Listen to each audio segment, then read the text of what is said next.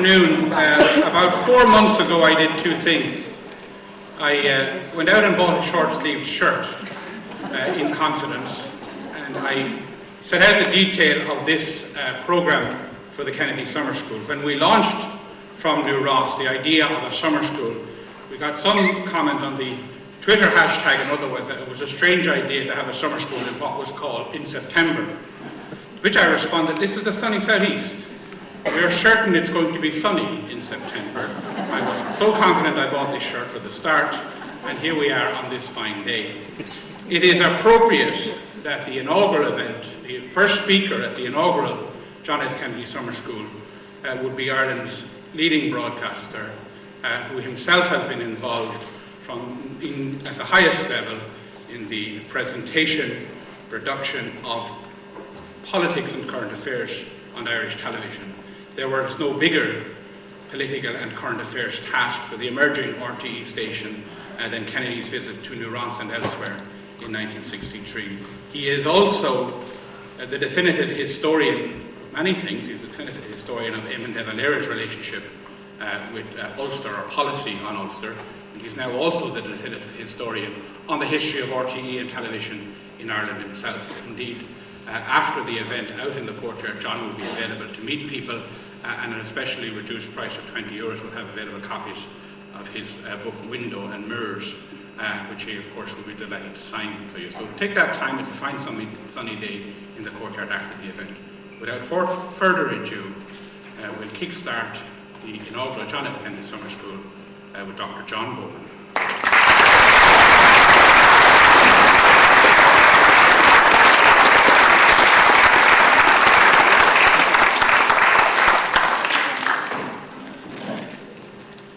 Thank you very much indeed, Noel, and it's a real pleasure to be here and to have such a large audience.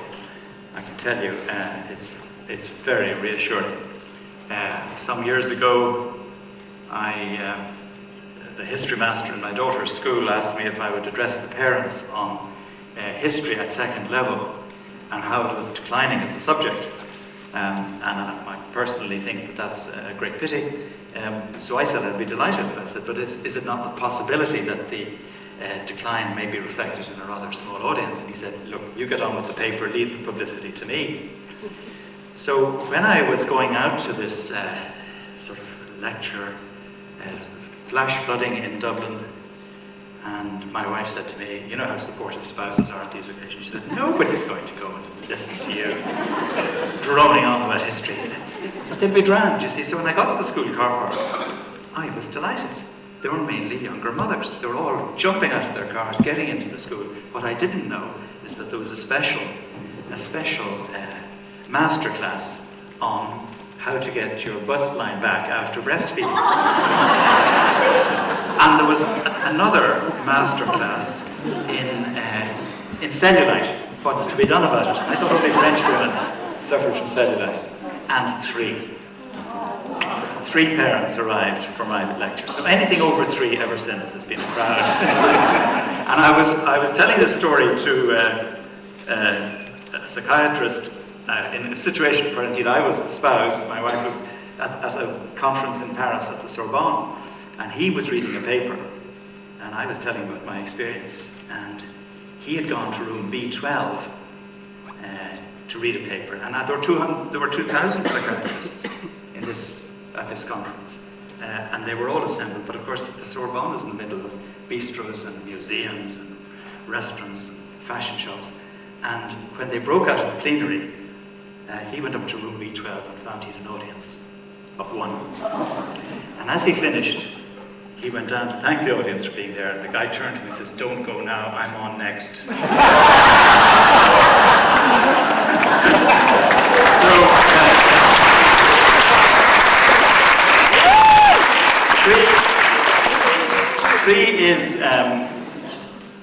Three seemed to, well, it was 300% more than he got anyway, or even more than that if you take it, the guy wasn't even in the audience anyway. The first point I want to make is to invite you to look at this picture, and for this reason, that many people asked me whether it was an advantage or a disadvantage for me, who worked as a professional broadcaster with RTE, to be the first to write a full-length study of RTÉ television. And of course I cannot answer that, that's for other people to decide. But there are clearly pluses and minuses. The key point is, when the Director General asked me if I would take on this task, I said I would, but there were two conditions. The first was that RTÉ would have no say in what I wrote, none whatever, that I would not consult them about anything. I would not seek any permission for inclusion of any material from their archives, and the complaints department was for me. There was only one exception, and that was this photograph, which was in the RTÉ stills department, but which is not available on the website. You'll be glad to hear. A lot of school children in the audience, so perhaps that's just as well. But anyway, the reason is that this was a very controversial moment in The Spike, which was a document, or actually a drama, on the vocational sector. And the photograph was an art class for this young woman who lacked sort of confidence, was invited to pose for the art class. And I thought it would be important I wanted to include it in the book, and because the story of The Spike is in the book, and I wanted her permission. So that was the one case where I sought permission. And when I phoned her, what I didn't realize, I thought she was somewhat hesitant on the phone when I phoned her. But then I realized it was April the 1st.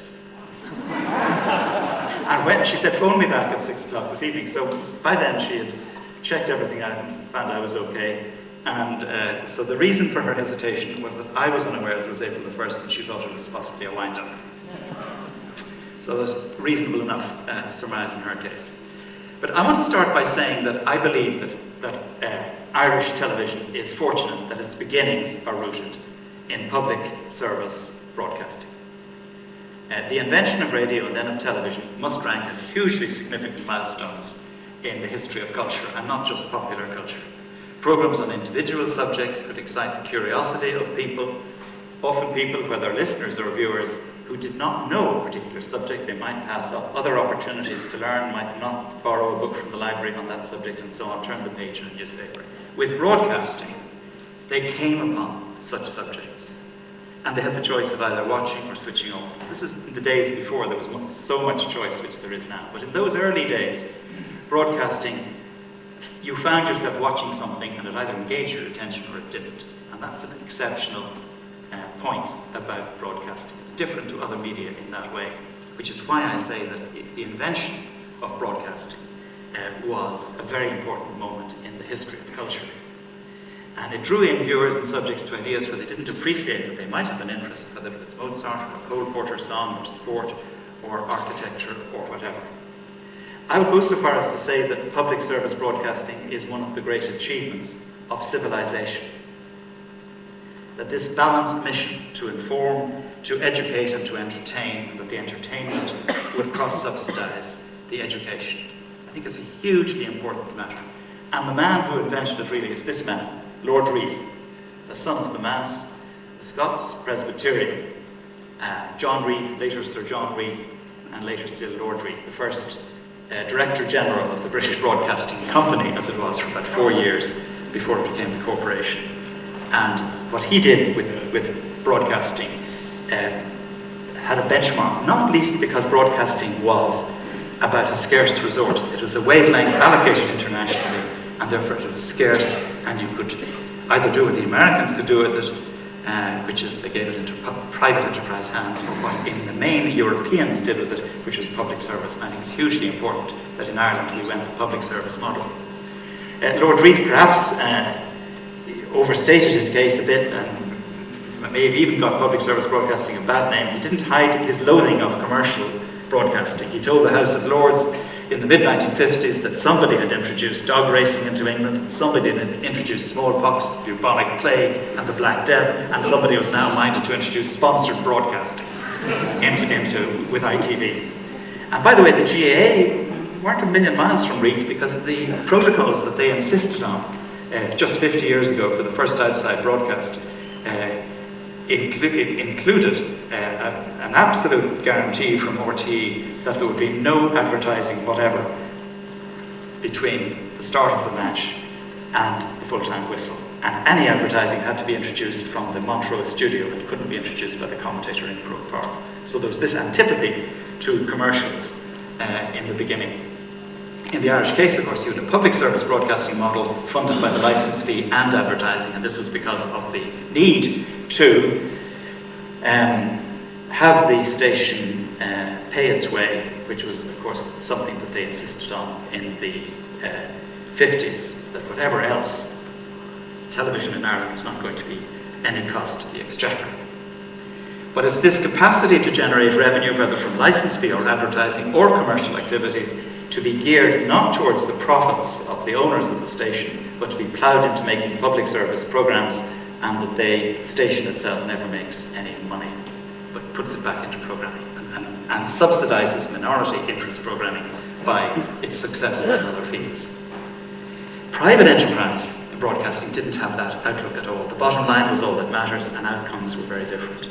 In the mid-1950s, the big Hollywood studios all sold, suddenly, their back catalogues to American television, and the result was dramatic, and shows you what happens when you don't have that public service model. And US television stations reduced staffs, closed expensive studios, and took up round-the-clock film projection, alternating with sports events. And some indication of how fickle the station executives were, that WOR TV New York, which in 1954 broadcast a drama every night, a live theatre drama every night in 1954, within 2 years, its drama output was 0. All of it was replaced by old movies, which formed 88% of the schedule. And this was the surest indication of how the free enterprise television, without some mandatory public service commitment, could be driven. It was called the eyeball count. The equations were simple. Stations wanted profits, advertisers would be charged proportionate to audience size. The commercials mattered more than the programs. I'm arguing that Irish television was lucky that it was not the free enterprise model, but the public broadcasting model, which was important. And whatever its limitations and errors and omissions, I think that RTE television has won a sort of an initial and has maintained an audience loyalty and support ever since its opening night.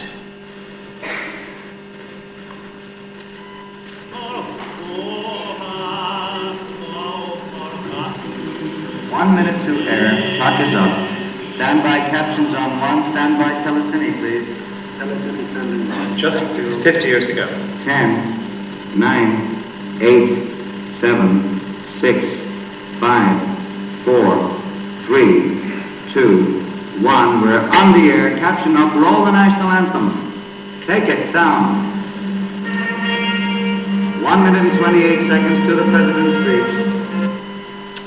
The President was Eamon de Valera, and he struck a note of foreboding. I must admit, he said, that sometimes when I think of TV and radio and their immense power, I feel somewhat afraid. Never before was there in the hands of man an instrument so powerful to influence the thoughts and actions of the multitude. Ireland was at a moment of change.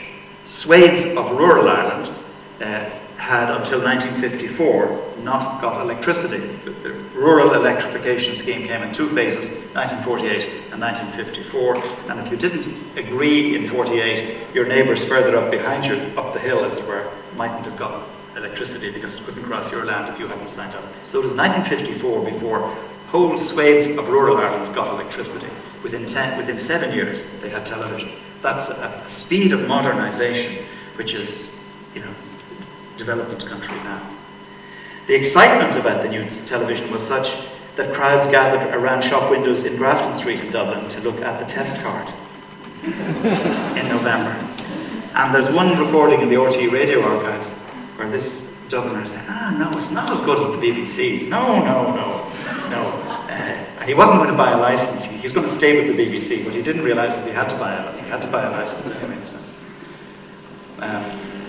This now is a Dublin Opinion cartoon which captures that moment. Where the Shanachie is trying to win his audience and they're all watching the box. Among the speakers, along with De Valera on the opening night, was Cardinal Dalton. Now he's in his library in Armagh, and he was invited to address the viewers. I am sure that he and the Director General, Mr. Rhodes. Now, in my view, he's actually addressing the broadcasters, not the viewers. Can be depended upon to provide programs that will be enlightening, entertaining, reflecting high ideas, and not presenting us with the caricature of Irish life, such as we have had for some of our writers in recent years. This was a theme which I think Sean Lemass would have agreed with as well. There was a great antipathy to the warts and all, sort of to the way that writers and novelists and playwrights revealed, life as it was. There was the establishment at that time, Lemass, for instance, particularly, he hated anything. He was participant in a CBS program from a prestigious American program anchored by Walter Cronkite. And Lemass was very upset as to how they covered Ireland. But basically, the Cardinal himself, I think, would have had that. They didn't like the manner in which playwrights were kind of raw about life as it might be. And De Valera, of course, would have gone along with that too. The establishment, I would say, in the 1950s knew very little about television or what its potential might be. They lacked the imagination to imagine what it might entail. They thought it would be old movies, Walt Disney cartoons, and hurling matches, and a news service that might be a cross between the then radio era and the cinema newsreels. The historian of newsreels in Ireland sums up all of them as belonging to the inoffensive but mildly interesting to all category. As the television service was awaited, there was a fair amount of scepticism about the new medium as to whether it would benefit the country at all. And in fact, this was really reflected in many other countries around the world. Television was only just arriving in 1960. It had swept America, but it was still really hadn't penetrated in Europe. And the celebrated editor of the Manchester Guardian, C.P. Scott, warned the world about television. The very word, he said, was half Latin and half Greek. No good can come of this. The Pope's concern was that the deplorable cinema atmosphere of materialism, fatuity, and hedonism would, through television, penetrate within the walls of the home. Readers of the Irish Monthly were informed as early as 1950 that television had swept the United States like a prairie fire, and that the social historian of the future would mark television as the greatest influence on American civilization since the internal combustion engine. The Church of England joined the debate. The Pilkington Commission was sitting on British broadcasting and its future. The Church of England said that some television programs were vicious. They contained brutality, sexual incitement, the condoning of moral depravity. As one Anglican bishop, his name was Dr. F.A. Cochan, recently retired Bishop of Bristol, who I think was on to something else. And I came across this in the archives or in the files of the Pilkington report in London. They were so voluminous, there were boxes and boxes, and I had to rush very quickly through them. But the page just opened on this testimony, and I just thought, well, by chance, Dr. Cochan has come my way, and I thought the quote was very telling. He was even more fearful of other television values. Money for jam, money for nothing, take it easy, it will all come if you are slick enough. Cash prizes, nothing to pay. All of this candy floss, as he termed it, was much more subversive than violence or even direct sex. But anyway, it was no thanks to the politicians that we had in Ireland public service television. They eventually adopted it, but fortuitously, because of the presence of one champion of this model in the Department of Posts and Telegraphs throughout the 1950s, when the decisions were happened upon. Now, the story is a very detailed one, and it's in the book, and I won't burden you with all of it now. Suffice to say that the civil servant was Dr. Loan O'Brien, and he was fascinated by television. he was very interested in public service broadcasting, and he knew the points that I've made at the beginning of this. He knew the difference between these two models, and he was a passionate believer in the symphony orchestra being subsidized by the quiz show, and so one balancing the other.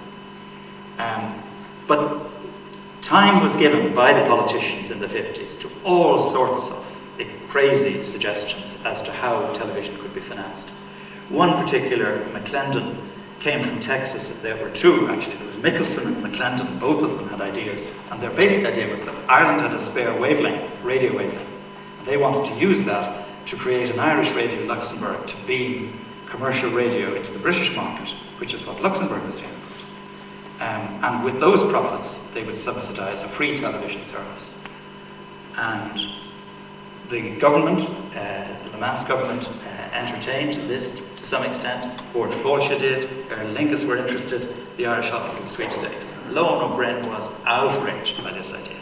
He thought it would break international broadcasting agreements. We would have no argument to make if our own wavelength, the radio end wavelength, was interfered with in retaliatory action because we've broken the agreement. He just thought it was a totally disastrous policy. And there's no policy on television discernible from all the records in the National Archives on broadcasting and the coming of television and the consideration of television and the Television Commission.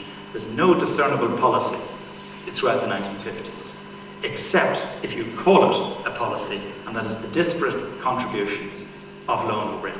His haggling challenges to finance on the need for a policy, his authorship of departmental responses to key documents, his evidence of the TV Commission, his semi-official correspondence with the BBC, an important face-to-face meeting with Lemass, and Lemass realised he was listening to some sense here, and Lemass just listened, and his excoriating rebuttal of the arguments of McLennan and Mickelson. Incidentally, John Charles McQuaid also saw through Mickelson's proposal, seeing it as an act of piracy, and how are we to know that Mr. Mickelson won't sell this station on as he did others in Europe? I'll give you just one other small point about that, is that when Lon O'Brien first was interested in television in 1950, he wanted to buy television from the department funds. And he had to get permission. Any expenditure over £5 had to get permission from the Department of Finance. We're very good at saying no. And Paddy McGilligan, who was the giant of the Shannon scheme, who pushed the Shannon scheme in late 1920s through a reluctant Cumann na Gael cabinet. It was then the biggest civil engineering project in the world. It attracted the interest of Franklin Delano Roosevelt. It saved the Siemens Company, that particular job in Shannon. And Paddy McGilligan, who had done all that in the 20s, now, to spend £5 on a television receiver, said, with reluctance and great foreboding, I approve of the expenditure. And it was even O'Brien's own money. It was departmental. It wasn't coming from finance. It needed their permission to sign it. O'Brien had a lifelong interest in broadcasting. As a young man, he had rigged up a cat's whiskers to listen to the first transmission of Radio Ireland in 1926. And over 30 years later, he was again at home watching the opening night. He was not invited to the opening ceremony.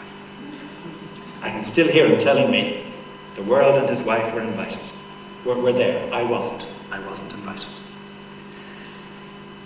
Industry professionals, however, were impressed by that opening, and you can see here at the benediction two of the key figures at that moment in Irish history. Lemass had just become Taoiseach and De Valera had become president. This was the old Ireland and the new. And the first broadcast was a benediction, probably insisted upon by John Charles McQuaid, since it was his archdiocese, and he had a great sense of territory in these matters. It always struck me as strange that benediction on the opening night was floor managed by myself, who was Jewish, and directed by Chloe Gibson, who was a convert to Catholicism. But this studio was set up as an oratory with an altar in the corner. The benediction was presided over by Archbishop McQuaid, of course, and he had about, I think, a choir of about 10, so the studio was loaded with 10 people, the Archbishop, De Valera, and I spent most of my time on my hands and knees trying to push aside Archbishop McQuaid's long cloak so that the two cameras could get in and get tighter shots up at the altar. I wasn't quite sure whether I should have touched the cloak or not, but I had to do it. We then got Archbishop McQuaid out of the studio after the benediction, got him around to one corner over to the, shows you the right, and on the left of the studio there was the profane gang, Kenton Edwards, Michael McLeod, Jimmy D, Warren Potter, and before we could bring them in, the studio had to be deconsecrated. A friend of mine used to come and he said, "Don't worry, leave it to me. I will say a prayer, take the host out, the studio will be deconsecrated, and you can do what you like." So the profane gang were then ushered in, given a bottle of champagne, and told to pop it. And that was it. Today, here we are in Ireland, this very night, on the brink of a new adventure in the field of entertainment, armed with more assets in that field than many other nations possess. Now, Dr. McQuaid had a mixed experience at RTE that night. This is Eamon Andrews on the right, who is the chairman. We don't know who is kissing his ring. Could be the Director General, Edward J. Rose from Boston, but because it's back in the set, I'm not certain. But anyway, that was the manner in which bishops were greeted in Ireland in those days, and McQuaid was particularly comfortable with that. But the old Ireland was changing. When Archbishop McQuaid arrived, his driver was startled. McQuaid was a stickler for deference and protocol, and he arrived accompanied by his driver, Robert. They were greeted by the drama producer, Chloe Gibson, who'd been assigned to direct the broadcast, and she was casually dressed in jeans.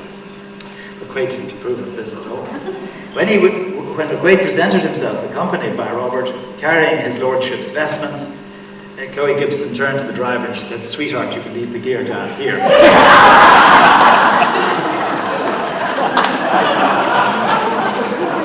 So there were signs from the beginning that not all was well in Montrose. One of the earliest, this is of great interest I'm sure to people here, but one of the earliest challenges for the new station, first of all, the station opened too early. It promised to open in 1961, and they saw a window that they could just about do it, and they did it. But of course, January the 1st, they needed 5 or 6 hours of programming. January the 2nd, the same. January the 3rd, television is an absolute monster. As people working in drama, this is one of the reasons, by the way, that serials, sometimes known as soaps, but that serial drama is so successful in television. Because as a production model, getting the writers in place, getting the actors in place, developing the drama is so much, and then it's also more popular than a one-off drama, because in a one-off drama on television you may have a big audience, but for the people shaping it, the first night is the last night. And people who work in the theatre will know this, that the first night you say, "Oh, it's a bit slow in the second act," or something, and they start doing a little bit of rewriting, a little bit of new direction. In television, you have no such chance. First night is the last night. Which I think that's one of the key reasons, one of the big things. I learned a lot about television from researching this book, but one of the things I did learn was that the pull towards doing serial drama, chronicle serial drama, as Wesley Burroughs is one of the great world practitioners in this, and was the writer, chief editor of the Reardons and of Glenroe. He prefers the term serial drama. It's one of the points that he makes. But anyway, the challenge was there in the beginning. One of the earliest challenges, only 15 months into the station's history, was a state visit by John Fitzgerald Kennedy. And Kennedy made it known that he wanted wall-to-wall coverage of his Irish visit. His secret security insisted that the itinerary be state secret for security reasons. So RTE was asked to get ready to do this without being told where he was going. It finally got down to Pierre Salinger, who's his press secretary, taking a single sheet of A4 out of his pocket and showing it to Kevin McCourt, Director General, and said, "You can take any notes you like from that, but you haven't seen it, I didn't show it to you." So that's how they got it together. But they did it phenomenally well, as you will see. This is Kennedy and the Dáil.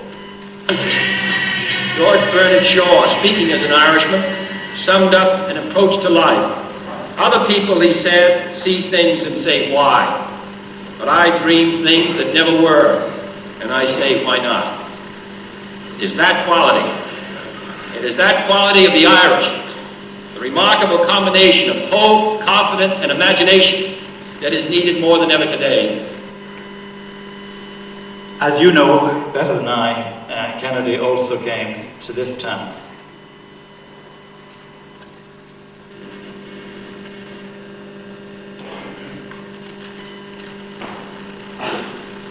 This is Andy Minahan introducing him.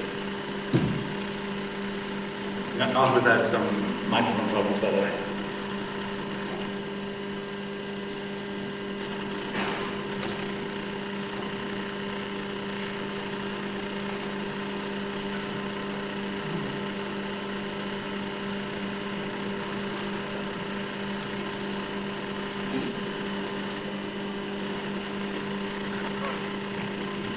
Not myself now. You got sound on that now?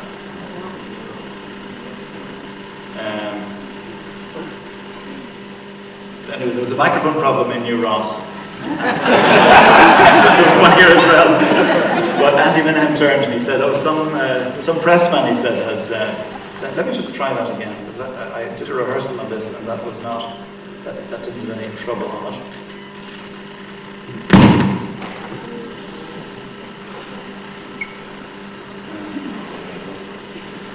No, I think there's a problem with sound. Anyway, Kennedy basically asked people. He made a point that he might have been mayor of New Ross if his great-grandfather hadn't left for America, and that Andy Minahan might have been president of the United States or something. It all went down very well. He asked if there were many Fitzgeralds or Kennedys in the crowd, and a lot of hands went up. But I mean, that's Andy Minahan complaining about the pressman who had stood on the cable or something. And I can't make any other clever comments since I'm in the same trouble myself. But you're in right trouble now.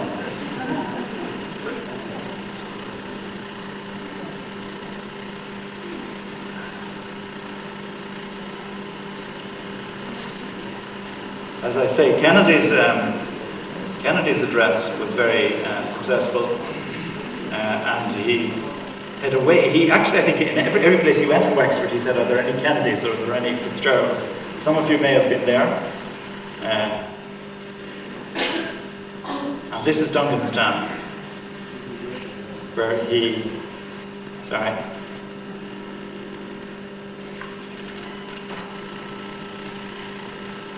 Where he's invited to have a cup of tea.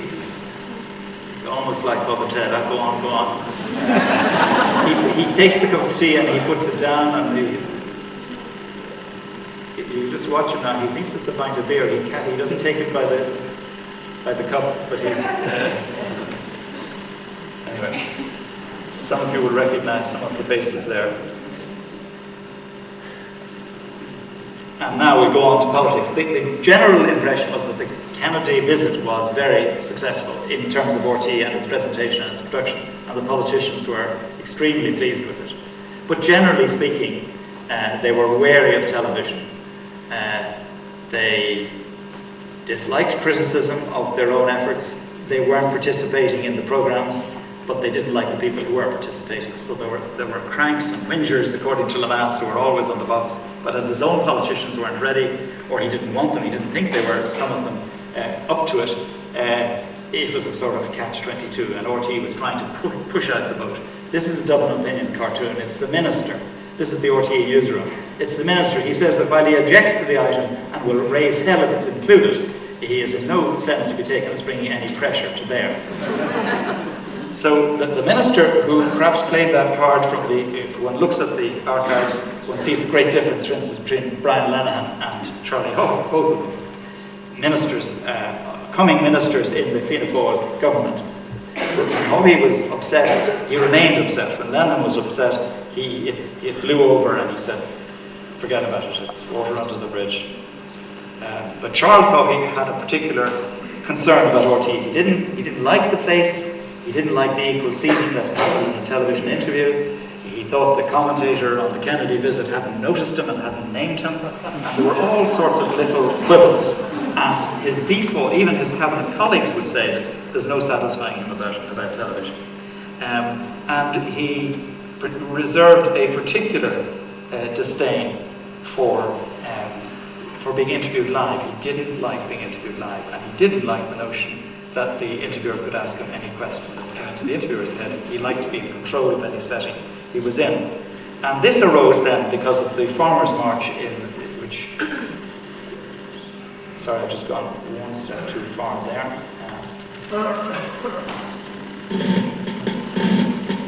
The Farmers' March was in 1966. This was then the NFA, but later to become the IFA.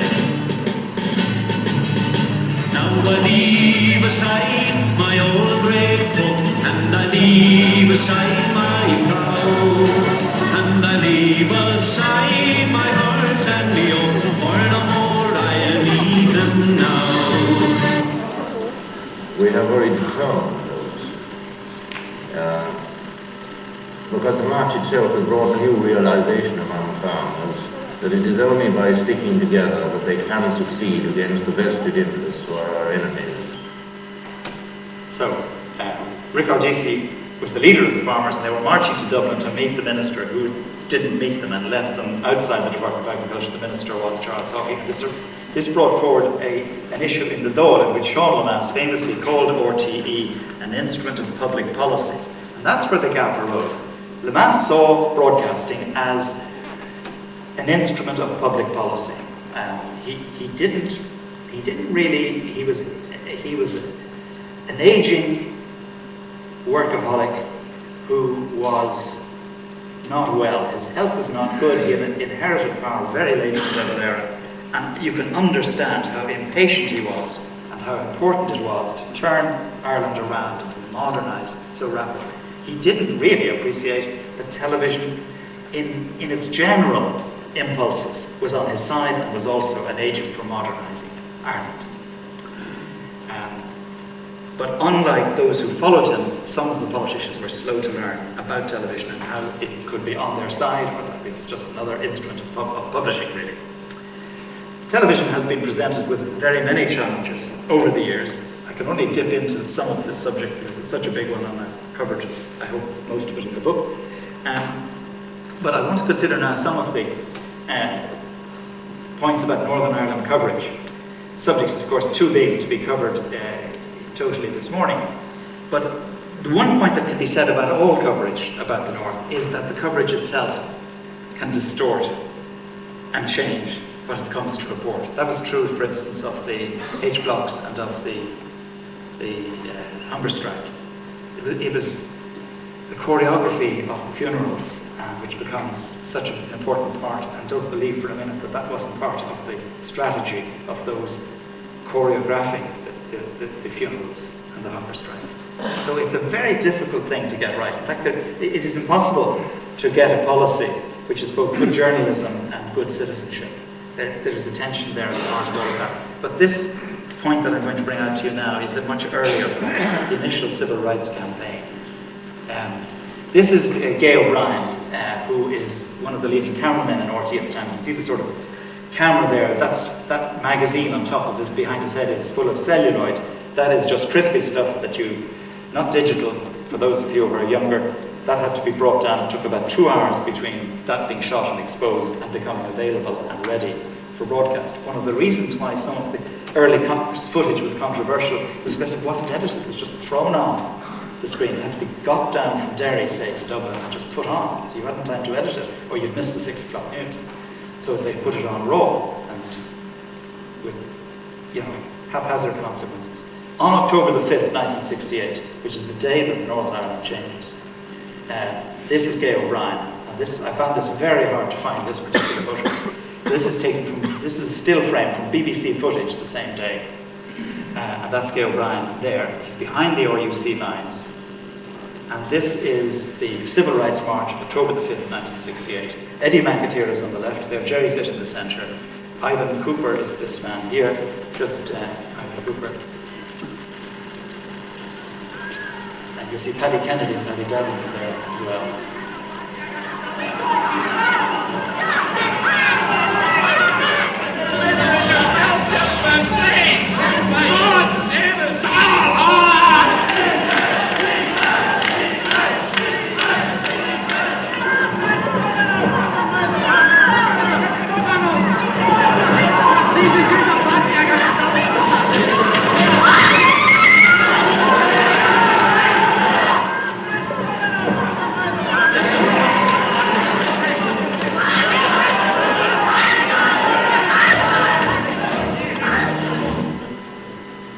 Historian Alvin Jackson in Queen's University in Belfast says that it looked as if Prague or Paris or the American South had come to the back door of the United Kingdom. And it was the circulation and worldwide impact of this film footage which dramatised for millions that something was wrong in Northern Ireland. It showed the RUC charging into the midst of peaceful marchers, and unbeknownst to the constables, the whole world was watching. That's one of the constables there that you saw in that, and he suddenly sees the camera. That's a famous shot. It's one of the iconic images that I include on the cover of the book, indeed, just that, where he suddenly sees that the camera's watching. It was the television coverage which was noticed. It was the tipping point. Hennessy wrote of the profound impact of the TV images, the Cameron Report, very damaging pictures on television of police violence, House of Commons, the brutalities which we witnessed on television. A young university lecturer in Queen's, Seamus Heaney, said in a contemporary essay in The Listener that television had revealed the zeal of the police and the bland indifference of William Craig, the minister responsible for the behaviour, who refused to believe his eyes. But Craig's Prime Minister, Terence O'Neill, did believe his eyes, and he informed his cabinet colleagues that television had dramatically altered the situation to the great disadvantage of the Ulster Unionists. Whether the coverage was fair or otherwise, said O'Neill, was immaterial. Northern Ireland had now become a focus of world opinion. And the historian Paul Bew said it was this civil rights demonstration in Derry which opened up the modern Ulster crisis. And Bew writes, the television coverage, especially the work of the RTE cameraman Gay O'Brien, changed the course of Irish history. I think that is true. Now let's move on to a broader front. How did television change Ireland? Well, it's difficult to measure these things, and personally I prefer to think of this as a historian, and as most of you who watched television through past number of years will have a sense of this. Basically, people in the social scientists always try to measure things. They try to measure content analysis, they try to, and usually American methodologies, but they tend to declare as the salient factor something that's easily measured, whereas intuitively I believe that you get a better sense of things when you expose yourself to all the disparate evidence coming from all over the place, as I think historians generally tend to think of each situation as separate rather than big laws of social science at work. But the first change in Ireland was behavioural, the habit of watching television. It became a pastime. Literally, many hours of each day were given over to it, to information, to education and entertainment. It brought solace, humour, escapism, fantasy. It revealed how other people lived, especially suburban Americans. It showed that their kitchens had refrigerators and telephones and modern appliances. And these were taken for granted. They weren't special. They weren't investments. They were just in every kitchen. It introduced new ideas. And even those who had their own censorship button and used it and turned off the television when certain subjects came up, they didn't quite do that when the same topic might arise, say, in an issue like the Reardons. Here's Wesley Burroughs. By the way, Wesley Burroughs was paid, there were 1 million viewers to the Reardons. 1 million viewers. He was the head of the Late Late Show. Wesley Burroughs was paid £50 per episode. He went to RTE and he said he couldn't afford to keep going. He needed 55. He came out of the negotiation with £52.50. When some other head of drama came in, who wasn't an accountant, who appreciated his work, he said £850. Which was what the fee should have been. I'm talking fees, I'm talking about It's a freelance fee as well, so there's no pension beyond it. Wesley Burroughs is an amazing figure. He was absolutely first-rate as a scriptwriter. And you might remember, for instance, that Dickens and Hardy and George Eliot and Conrad, they published their novels and Hardy in that way in serial form. Every fortnight there was a new episode, and people used to wait at the dockside in Southampton for the latest instalment when it came down from Scotland, from Walter Scott. So that the notion of waiting for a story which develops and is a great big long story without a denouement particularly is not foreign to fiction, as it were, and to the novel. So this is the television equivalent of it. But Wesley Burroughs is an amazing figure, really, very important. I think I can mouse and get it for you. It wasn't a question of proselytizing my own opinions. It was a matter of annoying people and getting people talking about the subject. And if they were talking about the subject, then they were talking about the Ravens as well, and they would sure as hell look in next Sunday. Anybody who ever wrote you a letter saying, I will never watch the Ravens again, you knew you had them for life. Maybe not. The one that kicked up the most dust was when Maggie decided to go on the pill. And there was hell to pay over that. I have to tell you that, well, that another pregnancy could be extremely dangerous. Okay, there was hell to pay over that. This is a very early introduction of the pill. This is my point about people who mightn't have wanted to discuss contraception or family planning or anything within their own household, found themselves watching the Reardons, and it became an integral part. And because they had sympathy for the characters, they found that the issues and the dilemmas, this very much a part of what television, I suppose, does and the impact it makes. Now, some people hold the view that RTE broadcasters foisted a liberal agenda on unwilling viewers. But I think this is far too simplistic, and there's a much more detailed field of forces, which is my point about the difference between history earlier and social science. I see the station as providing a forum eagerly embraced by a public anxious to question traditional values and to shape its own future. And I would capture this really by just looking at the whole issue of family planning and contraception. In the 1960s, if contraception was discussed on RTE television, it was often in a religious program, and the question basically was contraception a sin?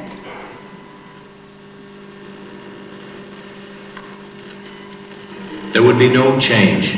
The document condemned as sinful any artificial methods of contraception. This particular matter of the condemnation of contraception, one can easily become hypnotized by this particular thing, and that it should be seen in the broader, and I think the statement says, the life-giving context of the very rich Catholic teaching on marriage and the family as a whole.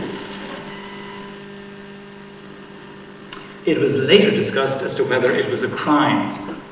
And by the way, if you think you recognize this extra, he was a researcher at the time, this is Charlie Bird.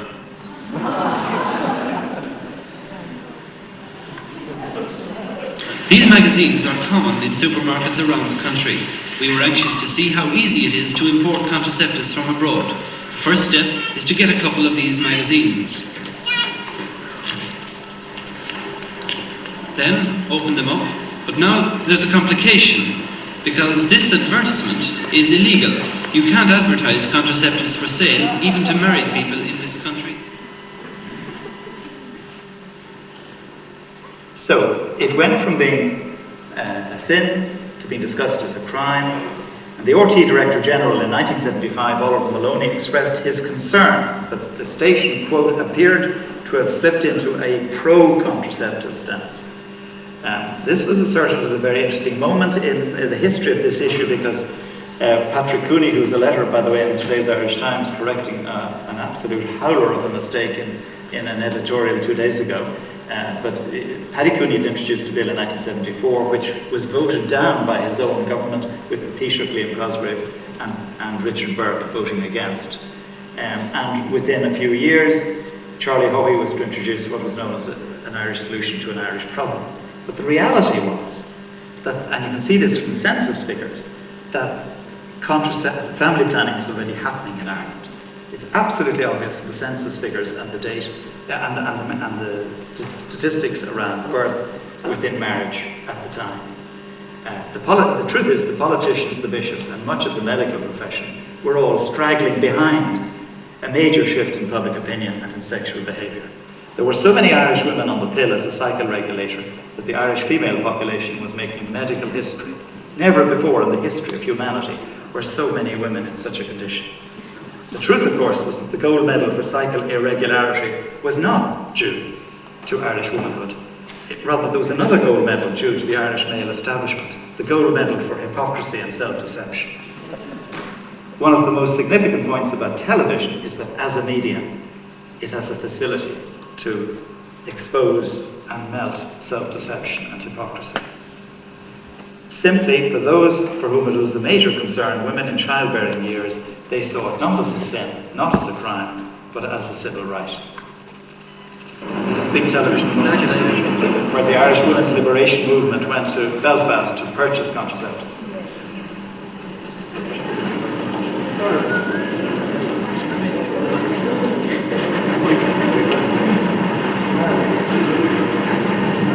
The unfortunate customs officers were in the front line on this occasion, not the bishops and not the politicians or the judges. So this is a staged event, of course, quite deliberately to create a television moment, to get on the news, to accelerate this particular agenda. It's jelly. You're not getting it. You may not get back. No, you're not getting it. I refuse to give it to you. Let's forget the wishes in a minute, honey. Enforce the Constitution! Enforce the Constitution! Enforce the Constitution! I'm afraid that they didn't know much about their history because there's nothing about family planning in the Constitution. They're confusing the law with the Constitution. But anyway, to come along, Tom Garvin, historian, recalled how revolutionary it was in the early decades of television to see bishops, priests and politicians trying, often ineptly, to defend their opinions and policies in front of increasingly emboldened lay audiences. Henry Patterson, another historian of modern Ireland, reckoned it was becoming clear to all but the most obdurately reactionary politician and clergy that the rules by which they had exercised power and authority were being remade. Television as a medium had concentrated on the defects and shortcomings of the Republic, and thus proved a potent threat to traditional values. Desmond Fennell complained right through the 1980s that by and large RTE broadcasters did not reflect the community's religious values and traditions, nor to any significant degree its standards of taste, decency and justice. Implicit in his argument was that RTE liberals had foisted an agenda on viewers who would have preferred to take their opinions, as their parents largely had, from the Irish establishment and from the bishops. But this argument, I think, fails to recognise that irrespective of RTE programming, Irish Catholicism was undergoing profound change. One indicator for Garvin was the second revised edition of Tom Inglis's book, Moral Monopoly, published in 1998, which he said read almost like a different book about a different country than its first edition of a mere decade before.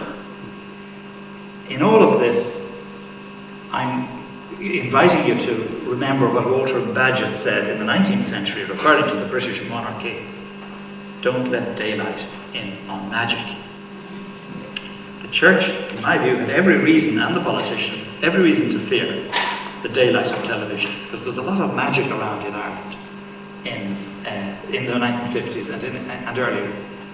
Irish attitudes to divorce was another indicator of the speed of change. In 1980, there was no politician in the Dáil who openly advocated divorce. In 1995, 15 years later, there was no political party in the Dáil which opposed its introduction, Fianna Fáil allowing a free vote. They weren't opposed to it. The pace of that shift of opinion had been quickened by television, but I think it was inevitable anyway. And I want to introduce now, before just concluding with a look at the Late Late Show, a view of even earlier than that, 1975. This next speaker is Father Fergal O'Connor, Dominican, an intellectual, UCD philosopher.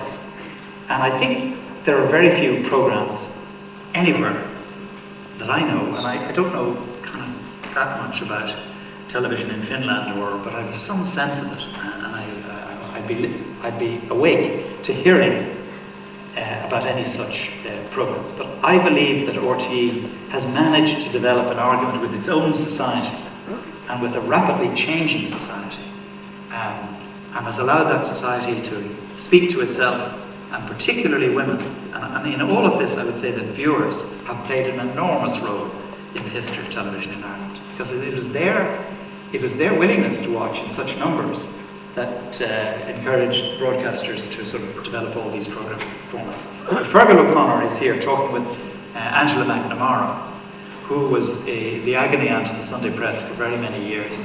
And they're discussing divorce, and it's November 1975. This is 20 years before. Now, this is 5 years before no politician was advocating divorce in the Dáil, and it is 20 years before finally the change happens in 1995.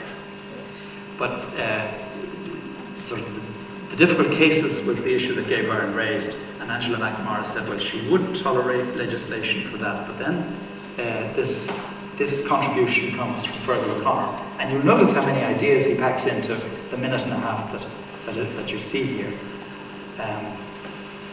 But the persuasion, and he was beyond the control, by the way, of John Charles McQuaid, because he was a Dominican, and therefore wasn't a diocesan priest of the diocese.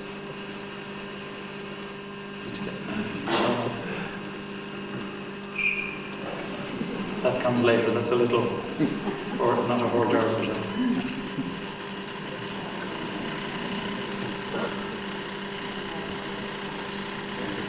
I'll tell you what that sound is. Let me just try that again. I understand how this is so erratic. It could be this.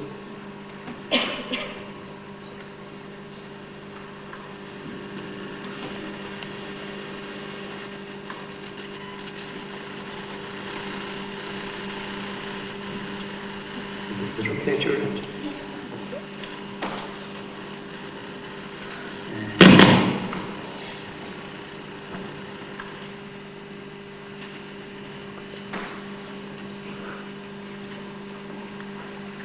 Anyway, we have the advantage.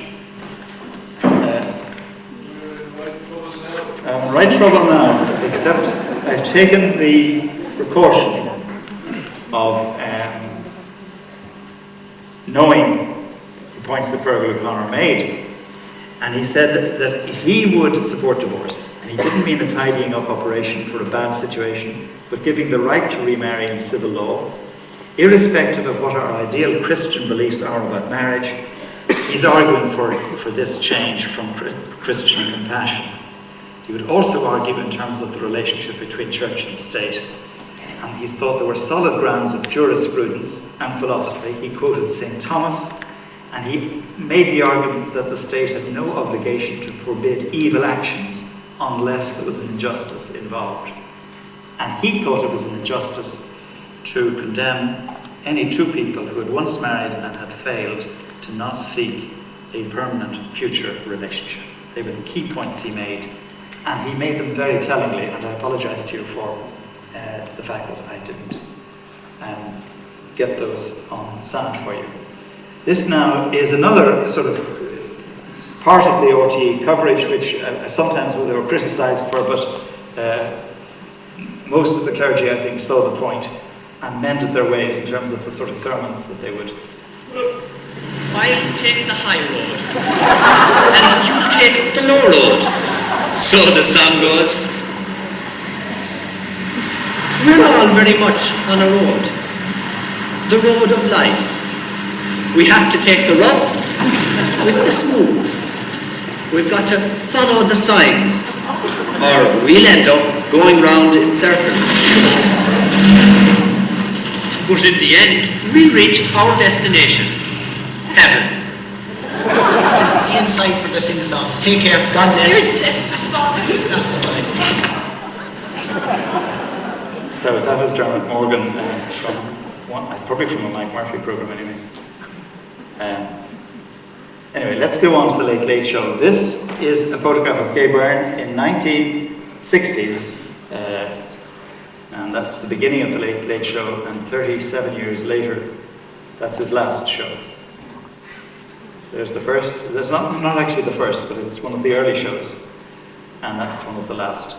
And there's no, I think there's no television program, probably in the history of television, which has had such a reach, which has had such a powerful penetration of the audience that watched it, and where such a high proportion of the nation watched it.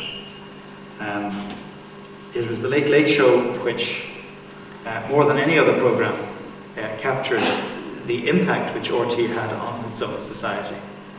Being a talking point, John Nocton, television critic of The Observer, said it was the Western world's best chat show, the only example in history of an intelligent chat show with a large audience. And there was that sort of penetration. The psychiatrist and broadcaster Anthony Clare saw Gay Byrne as exuding self-control even when apparently taking risks. Desmond Forrestal, who was one of the original priests of the RIARC team, said at 10 years into the Late Late Show that it had probably done more than any other single factor to form the national consciousness on 100 different topics during the 1960s. Novelist Colin Tobin grew up in a house in Wexford where the children were banned from watching the programme, which made them all the more curious. The door was closed, the children were sent to bed. As you got to a certain age, you'd say, when and what age will I be able to watch the Late Late Show? Sort of rite of passage.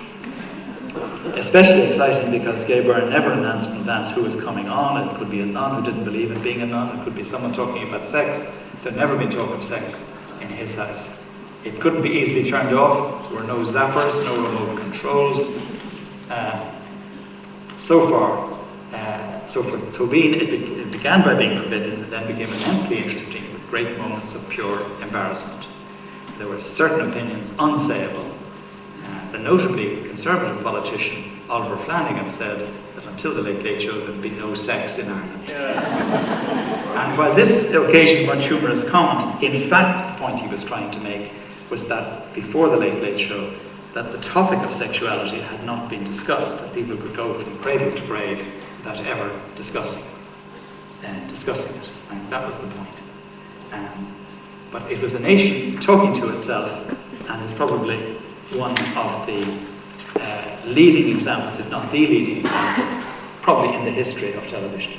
But of course, bishops may decline in their importance, but other bishops take their place. Always be wary of the new infallible preachers. Always be wary. I think I could conclude by saying that RT, whatever its limitations and errors and omissions, whatever its failings, it did pursue this public service remit and managed over 50 years to win and retain an exceptional audience share, one of the largest per capita in the world, and this in one of the most highly competitive channels and broadcasting environments, with competitors from the terrestrial British channels and other channels within Ireland, and competing laterally against international satellite broadcasting in English, many of them keen to erode RT's strong relationship with its public.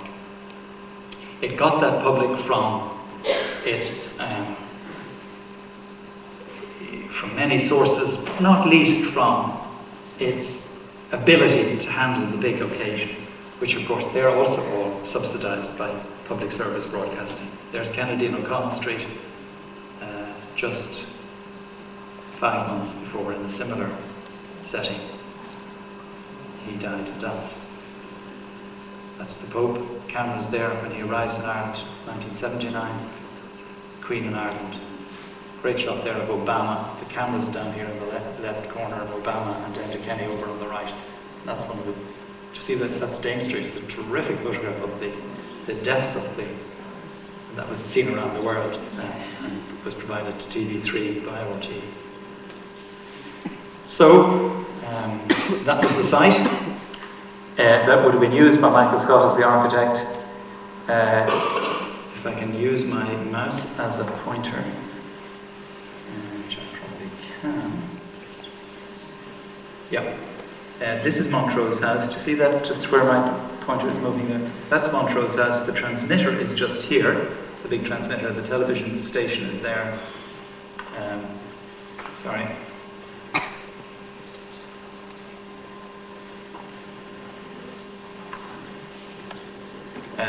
That's the site, the original site, and that's the site today. That's the end paper in the book. The other is the front paper. It's a terrific opportunity for me. It took me 2.5 years to research it.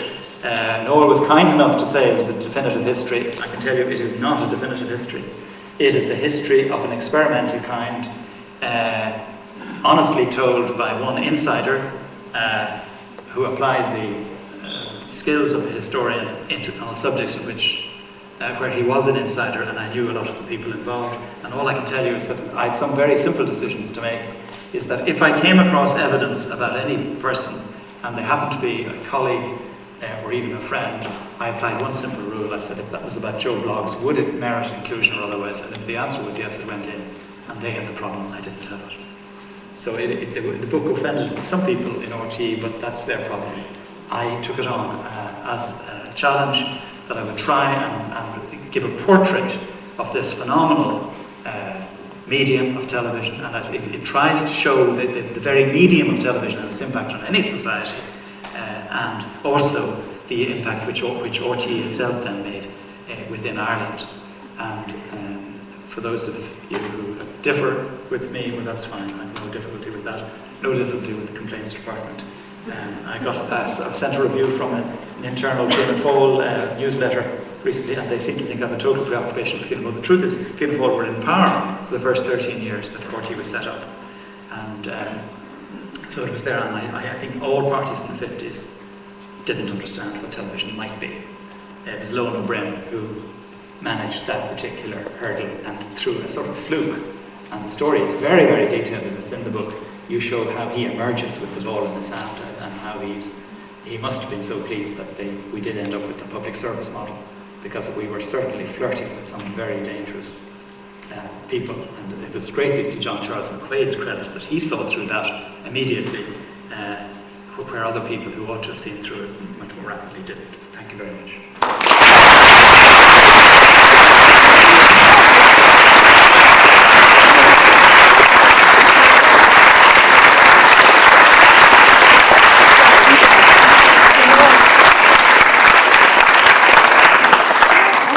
Ladies and gentlemen, John is happy to take some questions. We'll turn up the house lights in a second, and I'll walk. John will chair the questions himself, and I'll walk over. If you put up your hand, you can indicate where we want to walk with the remote microphone. While you're thinking your questions up, I should say two things. I forgot to tell John there were going to be school students in the audience, and I was nervous then when his first paragraph was about breastfeeding, and his first slide was a picture of a naked woman. If this talk were 20 years ago, you've seen one, you've seen them all. Yeah, well, for 16, they haven't seen any yet. If this talk were 20 years ago, I suspect the teachers would probably have to explain contraception and a few things afterwards when they went back to class. I don't think that need will necessarily arise, and it was all done in the best of taste. It was a terrific journey through the history of Irish television. Now, if we have any questions, I'll gladly bring the microphone to them. Yes, over here.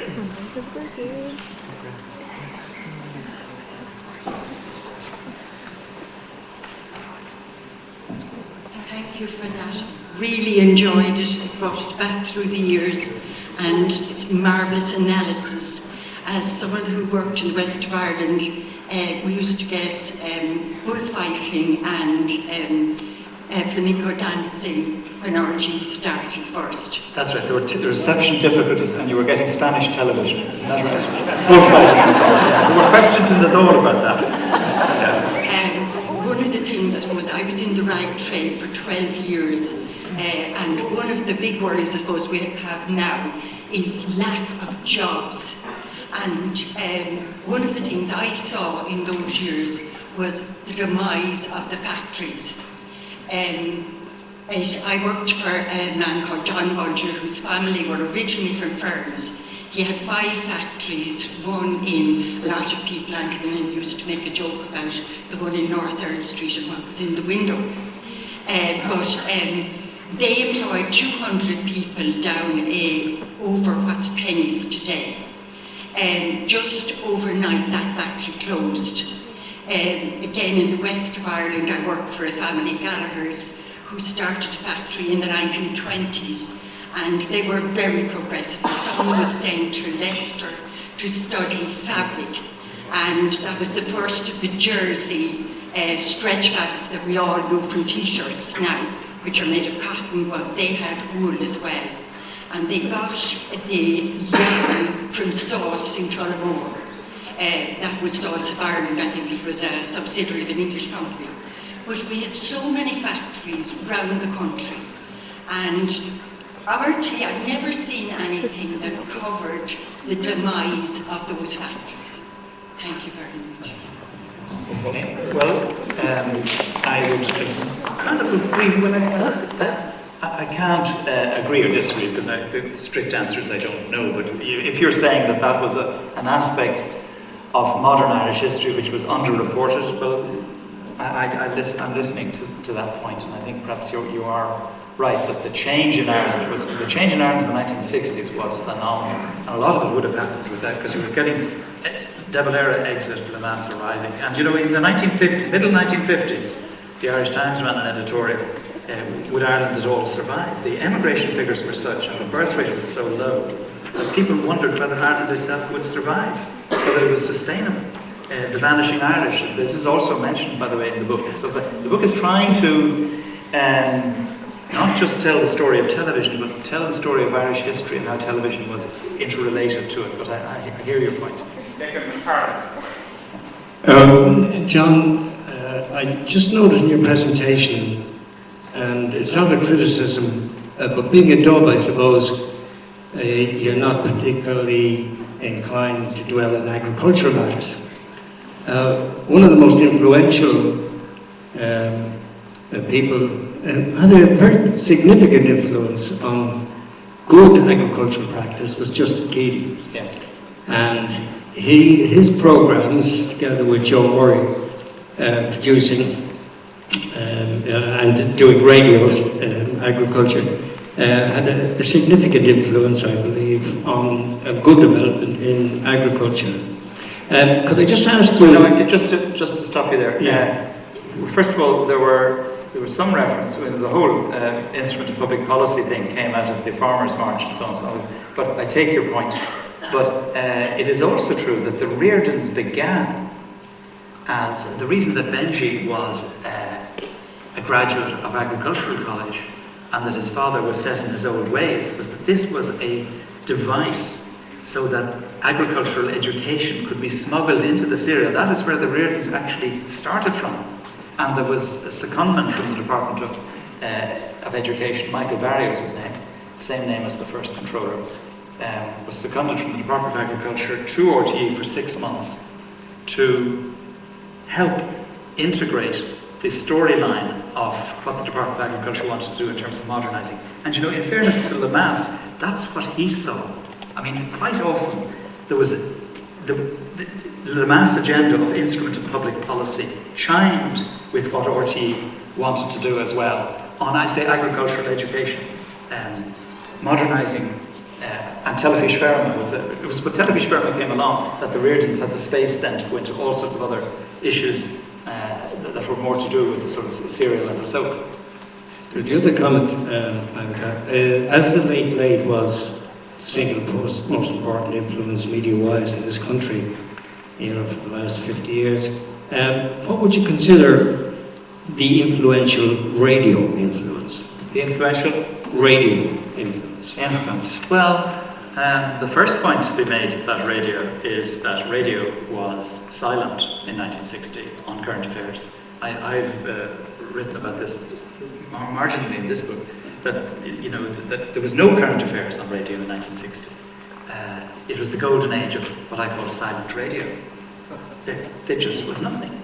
It was television which pushed the boat out on all these subjects. It was one of the reasons that the politicians were so complacent about what television might be, is they thought it would be radio with pictures.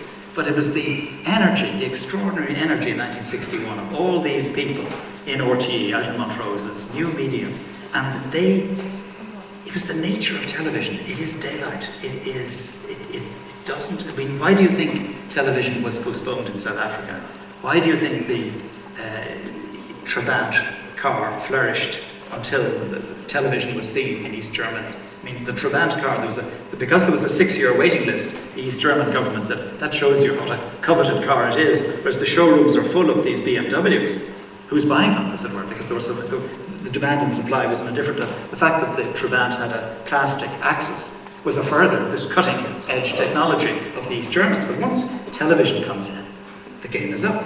So television has this great democratizing. It empowers the viewers, it empowers the citizenry and the voters. It's generally speaking a good thing. Now, it's a very vulgar thing. It can look at the Dr. Cochrane, the Bishop of Bristol, and all his fears. I'd be with him a fair bit of the way too, on what he said, you know, money for jam, money for nothing, it'll all come to you. You know, there's a lot of that around. But I would say that in terms of agriculture, that there was a chime between instrument of public policy and what RTE was going to do through Television Armagh and through the Reartons. Yes, a younger viewer here. Just over the course of 40 Yeah, microphone coming. Ask that question again now. Just over the course of RTE's history, especially with programmes like The Late Late Show and The Reartons after changing society's opinion, especially in the Catholic Church. But in terms of television kind of being a reliable source, and would you think that that would have primarily influenced the public's opinion on matters such as that, or would you thought it would have helped? Or will there be other factors coming into it? Didn't quite hear your last point. Other factors. In terms of social change, was it just television? No, well, radio, of course, came into its own then. About 5 or 6 or 7 years after the television had started, radio took off, and because of the testimony of single listeners and the telephone access and all of that, radio, of course, played a huge role.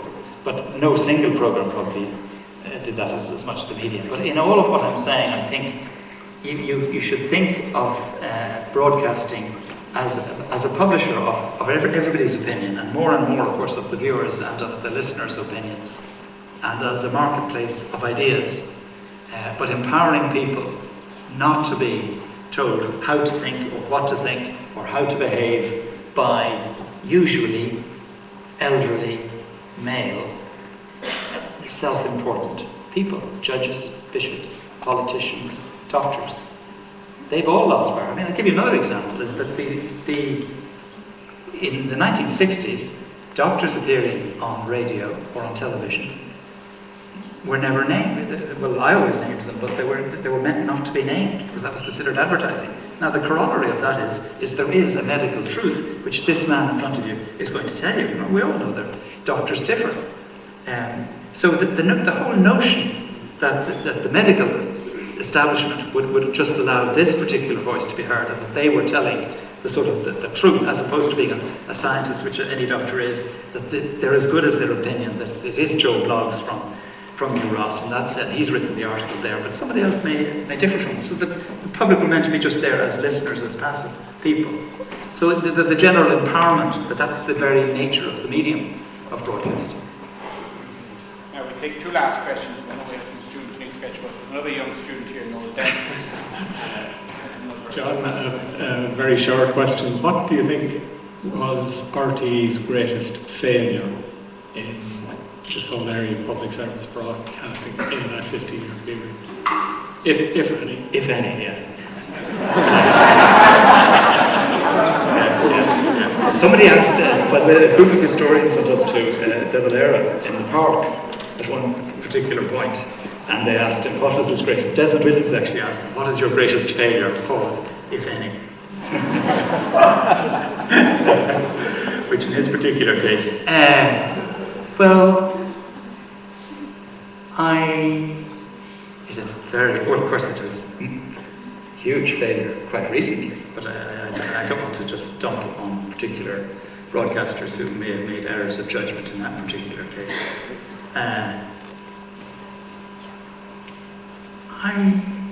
think it's a story of success and failure. It's a continuum. I personally don't think it has managed to cover elections that well.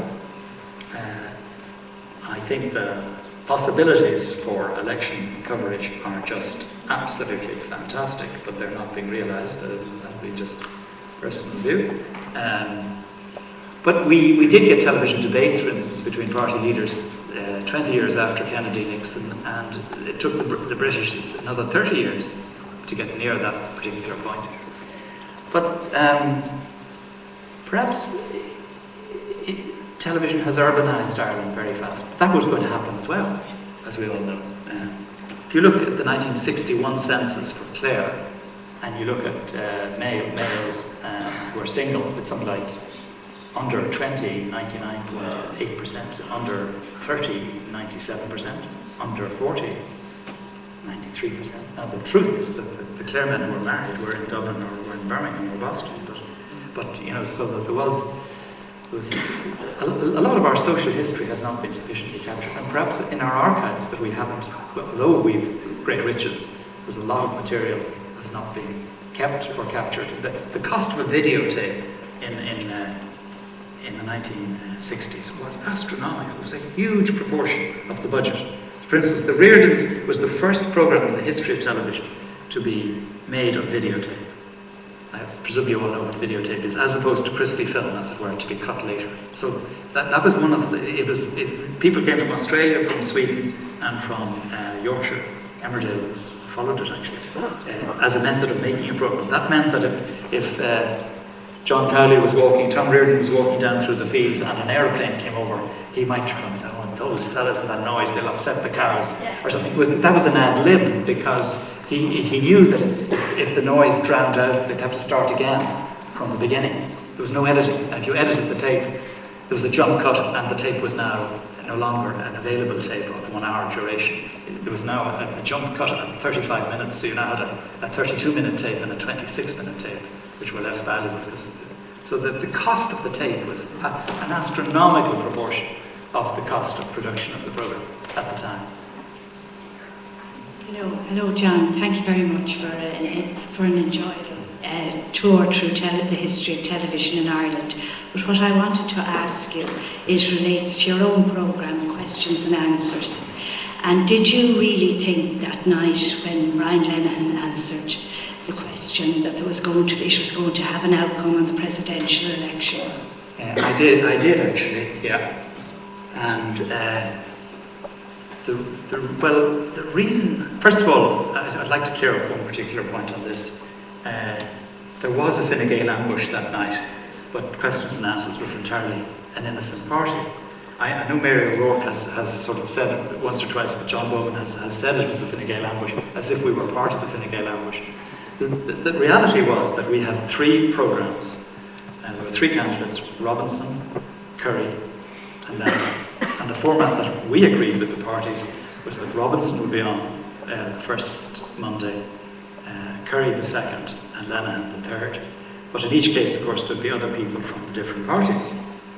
Now, on the panel. On the Lenihan panel was Jim Mitchell for Fine Gael. And at 4 o'clock in the afternoon, we got a call to say Jim Mitchell wasn't available. And of course we had a problem. At 5 o'clock we got a phone call to say, would we accept Gareth Fitzgerald? Hello, I mean, we delighted. But that's what I mean by the Fine Gael. Then we got questions in, and the Fianna Fáil, there were party tickets in the audience. The Fianna Fáil questions were all, what would Brian Lenihan do for sport as president? What would Brian Lenihan do for the arts as president? So they were all kind of set up questions just to give him a platform. We weren't that interested in those, because we kind of saw through them, if you like. There was a question then which said, what about the powers of the president to dissolve the law, and what is Brian Lenihan's view of what happened in the famous 82, sorry, it was 82 November. Sorry, it was 81. The election in 81. Am I right about that? It was when Charlie Hoggett was offering to provide a government with Gareth. So it was February 82, which Charlie eventually won that election anyway. But he was offering to sort of form a government, which is perfectly legal, by the way, of course, as we saw with John Bruton's government. But there was this question: what about the powers of the presidency, the discretionary powers, and what happened at that particular night? So I said to Jim Sherman, that's a question. Now, there's mischief in that. That is a big question. That's a serious question about the powers of the president and so on. There's lots of stuff that can come out there. But of course, Fine Gael were ready. They knew by putting that question in that we'd go for it. I mean, they could read our minds. And I wouldn't apologise for going first. It was the obvious question compared to the Fianna Fáil questions. And Garrett was the person who had been up in the park with Dr. Hillary and the rest. The rest is history, as they say. Take a last question. Yeah. Sorry, John, the last question prevented my question. But you're obviously a man of deep political knowledge and you still have a lot to offer. So maybe rhetorically I could ask, when are RT going to cop on and bring back questions and answers? Seriously.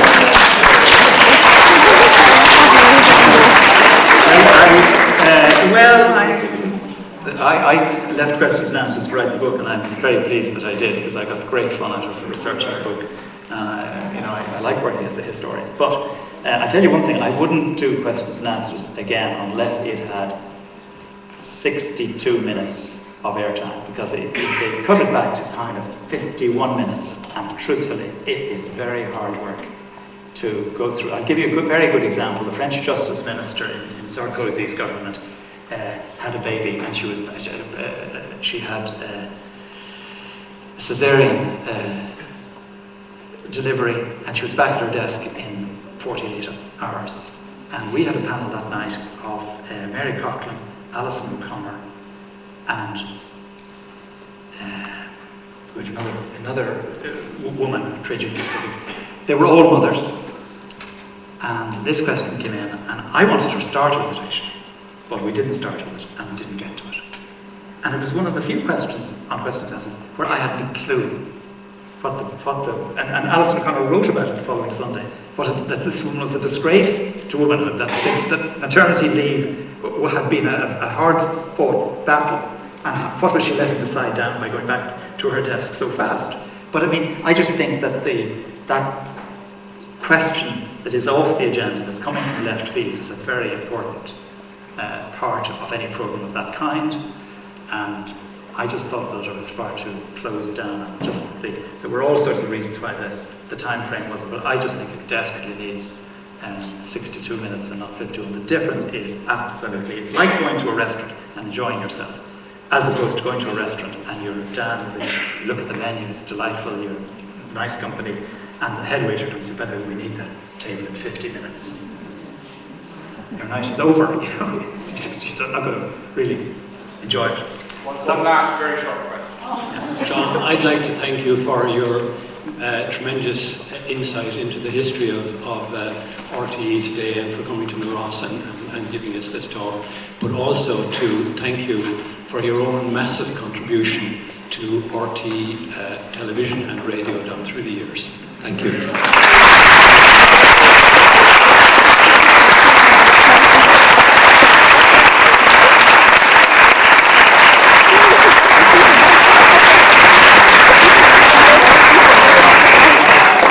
I would like to thank you also, and I'd like to thank Noel for inviting me. I've enjoyed it, and I really apologise again for the absence of sound on the new Ross. We'll have to come back next year with a full story. But anyway,